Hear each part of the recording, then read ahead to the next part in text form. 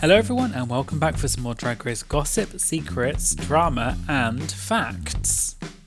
So today is going to be just a quick video, something a little bit different, and I thought I would focus on some fact checking of something that Monet X Change said on Drag Race. I recently posted a sort of trivia quiz post on my YouTube channel and you all really seem to like it, so I thought maybe you'd like this as well because it's also kind of trivia. Please make sure you hit subscribe and ring the bell to be notified for my future videos. So I was actually re-watching season 10 and in episode 4 the girls were in the workroom and they started talking about accents and the British accent, and then Monet said something about the British accent. You know, the people in England, they sounded like us, aka Americans, then they got the accent when they went there. People think it's the other way around. Grace, Monet, I love you, but that's not how it works. And as you can see, no one believed Monet and kind of was like poking fun at her and telling her that she was mistaken. But believe it or not, Monet and her teacher were actually correct. Although Monet didn't know the exact reason, it's true that the British people used to have an accent that's more similar to modern day American accent, but it changed over time. So without boring you, I'll just give you a quick history lesson and explain how this accent shift happened. And please just bear in mind, I am not a historian, this is just what I've found in my research online, so please let me know if any of this is not totally correct.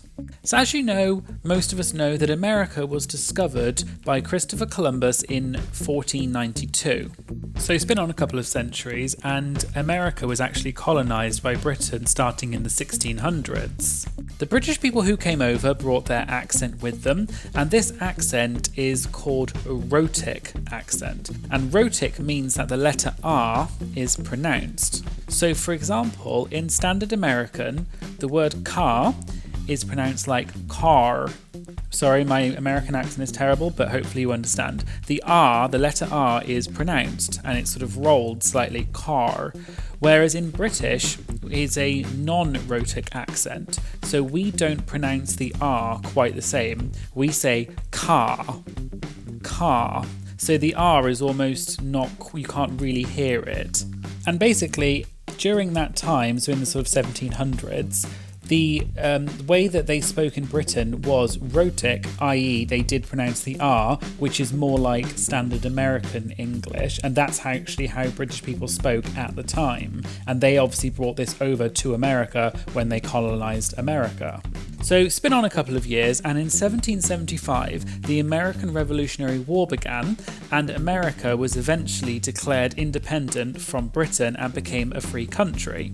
And this war obviously meant that the relationship between America and Britain soured a bit, so a lot of British people left America and went back to Britain. Not that long after, in 1760, the Industrial Revolution began in Britain, and this meant that there was a huge boom in industrial manufacturing. This economic boom meant that a large proportion of the previously working class poor people suddenly became rich and got lots of money, and they sort of became a new elite part of society. And this newly formed elite wanted to distinguish themselves from the poor working class people in Britain, so they developed a new way of speaking and kind of a new accent, and this accent was a non-rhotic style of pronunciation. And non-rhotic is, remember, when you don't really pronounce the letter R. This new way of speaking eventually spread throughout the whole country of Britain and became what is now called received pronunciation, which is the standard modern day British accent. However, back in America, people weren't influenced by this new way of speaking in Britain, so the Americans continued speaking in the rhotic way, i.e. when you pronounce the R, and this then became the modern day American accent. However, the port cities, or cities that have a harbour, on the east coast of America, such as Boston, they actually still received a lot of British visitors because of the geographic proximity to Britain. And these British people who came into Boston either for trade or for other reasons, they brought this new way of speaking, this new accent from Britain, and this kind of slightly influenced the accent within the Boston area.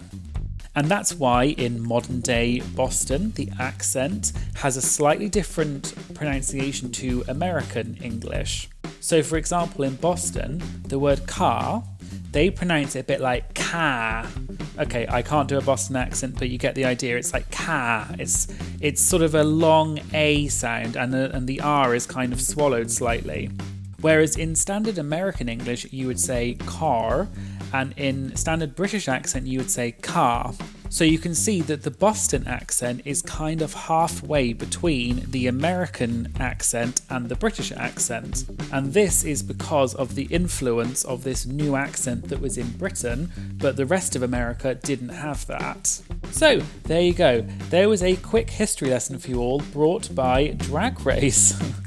And a shout out to Monet and her teacher for actually being right and educating all of the children watching. I hope that you've enjoyed this video and that you found it interesting, and let me know if you want me to do more of these trivia style videos. As usual, please make sure you like, comment and subscribe to this channel if you liked this video. Currently less than 7% of people watching are actually subscribed to my channel, which makes me so sad, so please just subscribe to my channel and ring the bell to get notified for my future videos.